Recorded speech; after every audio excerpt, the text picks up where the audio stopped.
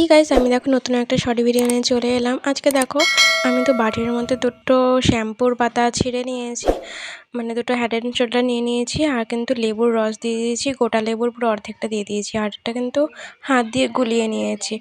এরপর আমি মাঝখানে সিঁথি করে নিলাম, মানে পুরো মাথাটায় চুলের মাঝখানে মাঝখানে আমি সিঁথি করে নেব।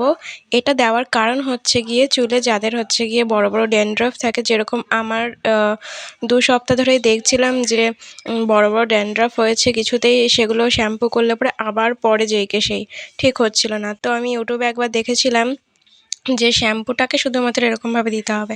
তো আমি জানি লেবু দিলে পরেও কোনো ক্ষতি নেই, তো লেবুও দিয়েছি। এরমভাবে দিয়ে তারপরে আধ ঘন্টা চুলটাকে আমি বেঁধে রেখেছি, তারপরে শ্যাম্পু করে নিয়েছি, মানে মাথাটা ধুয়ে নিয়েছি। আর আজকে ছিল শ্রাবণ মাসের শেষ সোমবার, তো আমি সোমবার উপোস রেখেছিলাম। তো দেখো ঠাকুরকে আমি পুজো দিয়ে দিয়েছি প্রথমে, আর এখানে কিন্তু শিবের মাথায় জল ঢেলে নিচ্ছি। আর আমার আগে কিন্তু আমার মা, আমার ভাই, পাপা এরা সবাই কিন্তু শিবের মাথায় জল ঢেলেছে, কিন্তু উপোসটা শুধুমাত্র আমি করেছিলাম। আমার শিবের উপোস রাখতে খুব ভালো লাগে। তোমরা জানো আমি আগে একটা ভিডিওতে দিয়েছিলাম যে আমি শিবরাত্রি করেছিলাম। আর শ্রাবণ মাসের সোমবার কিন্তু আমি কখনো করিনি, এই প্রথমবার করলাম। আসলে আমার শিবের উপোস করতে ভালো লাগে, তাই ভাবলাম যে শ্রাবণ মাসের সোমবারটাও করে নিই। আর এটা ছিল লাস্ট সোমবার, তো আমি ভাবলাম যে ঠিক আছে করে নিই, তো করে ফেললাম।